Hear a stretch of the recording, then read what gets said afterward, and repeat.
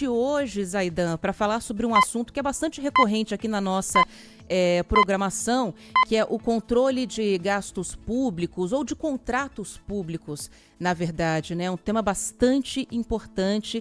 Por isso está com a gente aqui na linha o conselheiro do Tribunal de Contas do município de São Paulo, o João Antônio da Silva Filho, que vai lançar agora, no começo de dezembro, um livro sobre esse tema. O livro se chama Estado, Democracia e Controle Externo das Contratações Públicas. Bem-vindo aqui à Rádio Bandeirantes. Um bom dia para o senhor. Bom dia, Ana Paula. Bom dia, Cláudio Zaidan. Bom dia aos ouvintes da Bandeirantes. Eu agradeço enormemente essa oportunidade de poder conversar com vocês e com seus ouvintes sobre essa matéria tão importante para a democracia, que é o controle externo da administração pública e, por consequência, das contratações públicas. É isso. E eu queria começar perguntando para o senhor em relação à tese principal do seu livro, né? Esse livro é resultado de uma tese de doutorado em Direito Público que o senhor está concluindo. E o principal desafio hoje que a gente tem para fazer esse controle e o principal, fazer com que esses contratos que os públicos contraem com a área privada, que está visando lucro, qual que é o principal desafio hoje para que esses dois fatores somados resultem num benefício para a população? Primeiro, antes de responder diretamente sua pergunta, dizer que esse meu livro, o sexto livro que estou lançando, ele versa também sobre a questão da democracia, do Estado e por que eu trago este tema do controle. Exatamente porque controle é inerente ao sistema democrático, porque sem democracia não há controle. Então eu faço toda uma introdução sobre as diferenças e a composição das diferenças na democracia. Depois falo sobre o Estado, sobre a finalidade do Estado, até porque nós, órgãos de controles, somos também parte desse Estado e que, portanto, nós trabalhamos em função de uma finalidade, que é a finalidade, o bem comum, o desenvolvimento integral das pessoas. Então, é esse um pouco o objetivo do livro. E, respondendo diretamente sua pergunta, a minha grande preocupação neste livro é sair daquele controle de conformidade meramente formal para um controle mais eficiente e efetivo, visando o interesse público. E isso implica em políticas públicas exitosas. Não adianta o controle de conformidade, simplesmente, ou seja, aquele controle que chega depois do desperdício do dinheiro público. Nós precisamos chegar antes do desperdício do dinheiro público. E aí eu desenvolvo nesse livro essa ideia de um controle valorizando a prevenção, o controle preventivo das contas públicas e dos contratos públicos. Porque toda política pública envolve contratos com a iniciativa particular, com os particulares. Isso significa dizer que o controle externo precisa fazer um controle concomitante na execução contratual para impedir o desperdício do dinheiro público. João Antônio, um prazer. Prazer todo meu, Cláudio. Eu acho muito bom esse título, Estado, Democracia e Controle Externo das Contratações Públicas. Este ano, acho que ali março, abril, acho que foi março, eu tive a oportunidade, a felicidade de um encontro com o pessoal do Tribunal de Contas do Estado e o tema da nossa conversa foi exatamente Tribunal de Contas e Democracia. É bom lembrar que uma das primeiras medidas da ditadura Vargas é encerrar atividades do Tribunal de Contas. E este ano o Tribunal de Contas do Estado está fazendo aí 100 anos. Esse controle é fundamental, porque é o controle da sociedade sobre aquilo que é feito com cada centavo do dinheiro que é do povo. Não é do Estado, não é do governante, é do povo. Então, cada centavo desse dinheiro tem de ter seu uso explicado, detalhado, tem de haver publicidade, transparência. E até por isso, regimes autoritários, ditaduras, não costumam gostar muito dos tribunais de contas, não é, João? Exatamente. Na realidade, controle só existe na democracia. Nas ditaduras, sejam aquelas ditaduras de direita ou de esquerda, o regime autocrático pressupõe não a ausência do controle, porque o controle ele implica exatamente nos freios e contrapesos, ou seja, um poder fiscalizando o outro e nessa fiscalização você busca o equilíbrio do regime, né? O progresso do regime. Sem controle não há democracia. E o Brasil desenvolveu esse sistema de controle que é exercido pelos tribunais de contas. Nós somos 33 tribunais de contas no Brasil. E de modo que esse sistema de controle, ao longo do tempo, foi se aperfeiçoando para fazer com que o controle pudesse ser mais efetivo. Nós desenvolvemos a técnica do controle preventivo em duas modalidades. Controle prévio, ou seja, aquele que vem na formação do ato administrativo, e o controle concomitante, que também é um controle preventivo. Ainda mais agora, Cláudio, que nós estamos, cada vez mais o Estado brasileiro está optando por contratos alongados no tempo. Contrato de concessão, PPPs, né? São contratos de 25, 20, 30 anos. Se nós não desenvolvermos o controle concomitante, ou seja, o controle em tempo real, nós não conseguimos efetivamente acompanhar o desenrolar desse contrato e a sua efetividade. E mais do que isso, não acompanhamos os desenvolvimentos tecnológicos. Contrato alongado do tempo precisa também acompanhar a tecnologia moderna. Então, é fundamental, e é isso que eu digo nesse livro, é fundamental que nós trabalhamos essa ideia do controle, né? E para isso nós precisamos preparar os nossos técnicos cada vez mais para chegar antes do desperdício do dinheiro público. Mas mais do que isso, dinheiro público que de fato resulta em políticas públicas que melhoram a qualidade de vida dos administrados, do povo. Esse é o ponto principal, né? Que o processo resulte nisso. Agora, já que o senhor está falando na questão da prevenção, eu queria aproveitar para pedir a sua opinião sobre um tema que tem sido bastante discutido aqui em São Paulo, que é a questão dos contratos que são firmados com algumas empresas e no futuro se descobre que são empresas fraudulentas ou que são empresas que têm alguma ligação com o crime organizado, por exemplo. E acho que é algo que não só São Paulo, né, o país inteiro precisa ficar alerta, porque há uma tentativa, em alguns casos um sucesso desses grupos para entrarem no esquema público por meio de contratos lícitos, né? E de que maneira que o senhor acha que é necessário que a gente faça um refinamento, uma melhoria desses trabalhos de auditoria para que esses casos não aconteçam e a gente consiga proteger o dinheiro público de contratos lícitos com o ilícito, né? De contratos que foram feitos da maneira correta, por meio de leilão, por exemplo, mas com empresas que, no fim das contas, têm ligação com o crime. Eu acho que essa é uma questão fundamental que eu trato, inclusive, nesse livro, não diretamente sobre o crime organizado e a proliferação do crime organizado na administração pública Brasil afora, mas eu trato nessa questão quando eu trabalho a ideia da prevenção. E a prevenção, primeira, no que diz respeito ao controle externo exercido pelos tribunais de contas, o que importa nesta questão é como que nós vamos desenvolver cada vez mais editais de licitações que dificulte a participação de empresas inidôneas ou de empresas sem capacidade financeira ou de gestão para executar um bom contrato, ou mesmo mecanismo que possam impedir que o crime organizado aproveite de brecha na legalidade para poder se instalar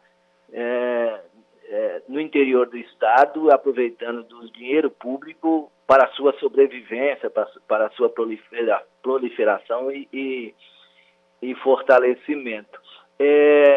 De maneira que eu acho que a administração pública e, por consequência, o controle externo precisam de muito maior atenção a essa questão, porque hoje nós temos braços legais dessas organizações difíceis de ser combatidos, aparentemente, sem uma ação conjunta. Estado administração, Estado controle, Tribunais de Contas, com a ação investigativa da polícia e da inteligência da polícia. Eu acho que cada contrato de importância econômica e social na cidade precisa ser acompanhada de uma relação e de uma ação integrada, polícia e administração, para impedir que esse crime organizado se instale e, obviamente, aproveite das finanças públicas para o seu fortalecimento. Sem essa ação articulada, fica muito difícil de impedir que empresas aparentemente idôneas e legal dispute processos licitatórios na prefeitura, que é o que nós estamos assistindo. Então, o que eu tenho dito, e conversei com o prefeito mais recentemente, com o seu secretário de governo, cada licitação importante nessa cidade precisa ter uma integração com a polícia investigativa e com a inteligência policial para nós detectarmos antecipadamente a ação do crime organizado nessas contratações.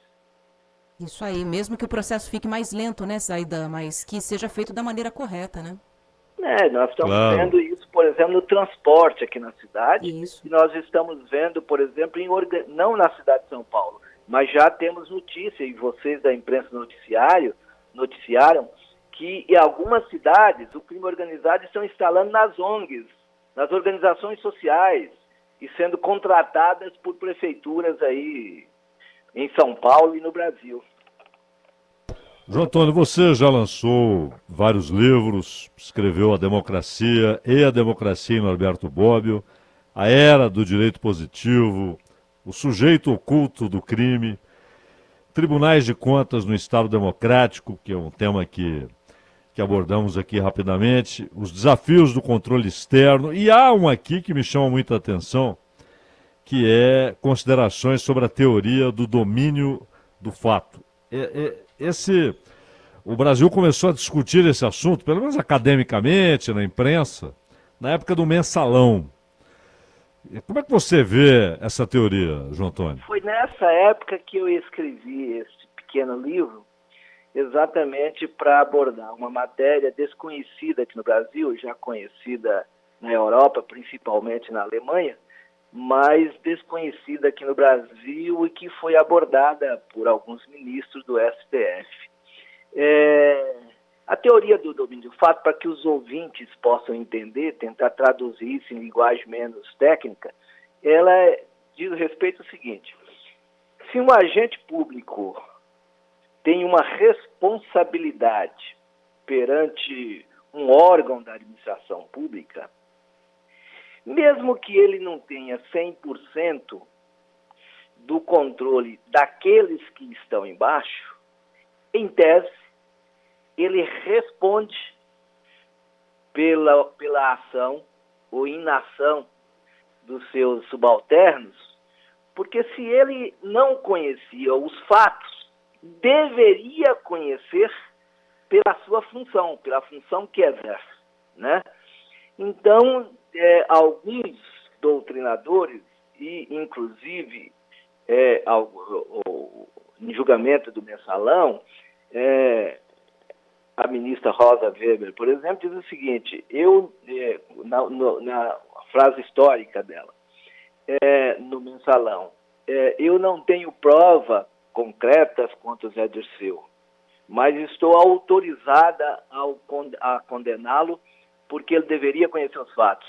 A teoria do domínio do fato me autoriza condená-lo por tudo que estava em volta do ministro. E a partir daí eu escrevi esse texto para dizer, a essência é o seguinte: teoria do domínio do fato não dispensa as provas concretas. Não basta o indício. Mesmo um agente público tendo em tese conhecimento dos fatos, se não tiver prova direta que ele está envolvida, o Estado não pode condená-lo. É mais ou menos isso para que os ouvintes entendam a essência. Mas é fundamental, porque cada vez mais, eu costumo dizer, minha tese de mestrado pela PUC São Paulo, na área da filosofia do direito, e eu costumo sempre dizer o seguinte, que o direito ele se concretiza na norma interpretada. A norma em si não faz direito. O que faz o direito é a norma interpretada. E quando se trata de direito concretizado na norma interpretada, isso significa dizer que o direito e a interpretação das normas está sempre sujeita às circunstâncias, né?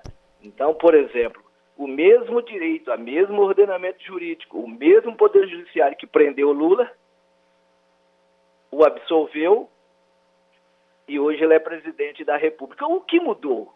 Mudaram as circunstâncias. João Antônio, recentemente nós tivemos a informação de um investimento ali no prédio do Tribunal de Contas da União, com um grande salão, né, onde você tem ali serviço de barbearia, de corte de cabelo, de massagem, não sei o quê.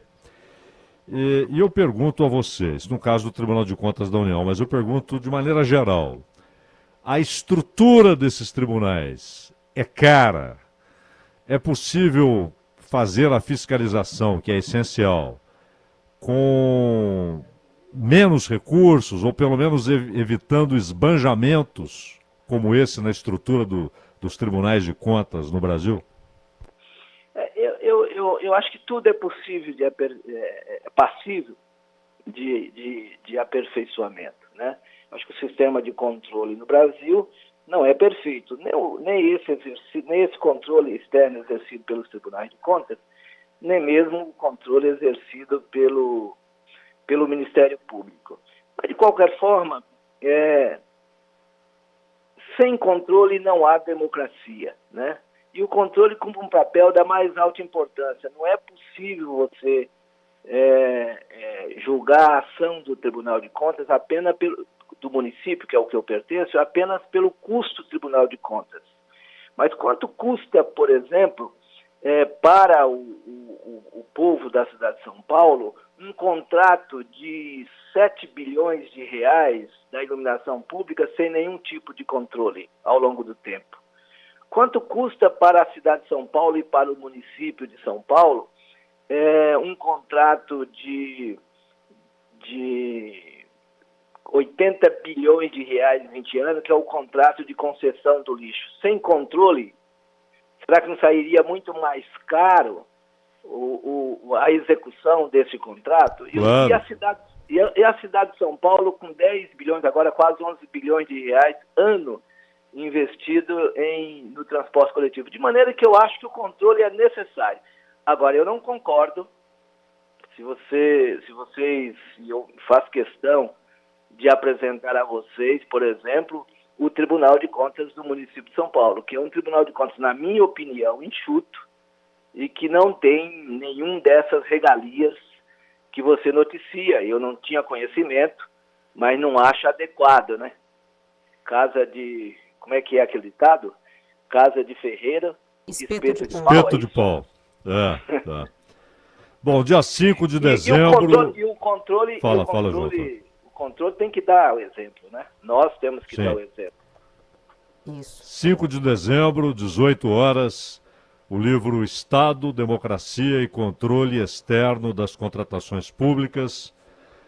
O lançamento dia 5 de dezembro, 18 horas, na Escola Superior de Gestão e Contas Públicas do Tribunal de Contas do município de São Paulo, Avenida Professor Ascendino Reis, 1130, Portaria B, mais essa obra aí da Lavra do João Antônio da Silva Filho, né, João? É isso aí. Espero contribuir um pouquinho mais com a democracia, com o Estado Democrático brasileiro. E termino agradecendo a Ana Paula, ao Cláudio Zaidan. Muito obrigado, Cláudio. Muito obrigado, Ana. Obrigada. Dizer que essa é uma oportunidade que só vem agregar valor a essa obra que eu pretendo ajudar exatamente no aperfeiçoamento do controle externo exercido pelos tribunais de contas no Brasil.